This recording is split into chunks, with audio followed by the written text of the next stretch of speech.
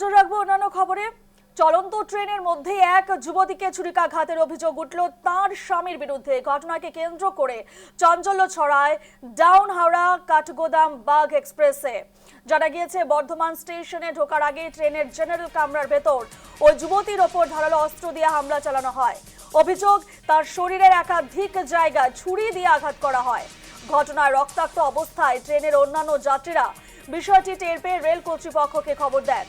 খবর পেয়ে বর্ধমান স্টেশনে পৌঁছে রেল পুলিশ আহত যুবতীকে উদ্ধার করে দ্রুত বর্ধমান মেডিকেল কলেজ ও হাসপাতালে ভর্তি করে। সেখানে তাঁর চিকিৎসা চলছে।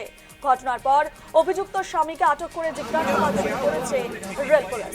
তবে কি কারণে এই হামলা, পারিবারিক অশান্তি নাকি অন্য কোনো কারণ রয়েছে তা খতিয়ে দেখা হচ্ছে।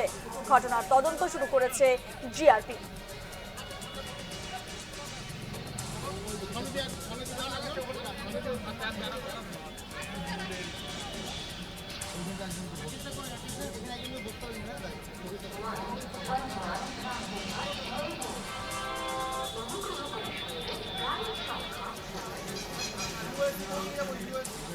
এ নিয়ে আমরা আরো বিস্তারিত জানবো। ফোন লাইনে রয়েছেন আমাদের প্রতিনিধি প্রবীর মণ্ডল। প্রবীর, ঠিক কি ঘটেছিল ঘটনা? চলন্ত ট্রেনের মধ্যে এক যুবতীকে ছুরিকাঘাত, বর্তমান কি আপডেট রয়েছে?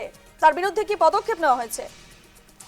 দেখো আজ কিন্তু হঠাৎই দেখা যায় ডাউন হাওড়া কাঠগোদাম বাগ এক্সপ্রেসে হঠাৎ দেখা যায় যে চলন্ত ট্রেনের মধ্যে হঠাৎই স্বামী স্ত্রীর মধ্যে বস্তার যে স্টেশনের পরে কিন্তু ছুরির আঘাত। তখনই কিন্তু বাসে ওই ট্রেনে থাকা যাত্রীরা কিন্তু সঙ্গে সঙ্গে রেল পুলিশকে খবর দেয়। বর্ধমানে নামতেই পুলিশ রেল পুলিশ জিআরপি তাদের আহত যুবতীকে উদ্ধার করে বর্ধমান মেডিকেল কলেজ হাসপাতালে পাঠায় এবং তার স্বামীকে কিন্তু আটক করেছে। কিন্তু এখন এই ঘটনার কারণ কি, না কোনো বস্তুতা, না কোনো অন্য কোনো কারণ রয়েছে, তার একটা সমস্যা রয়েছে। সমস্ত ঘটনার তদন্ত শুরু করেছে পুলিশ।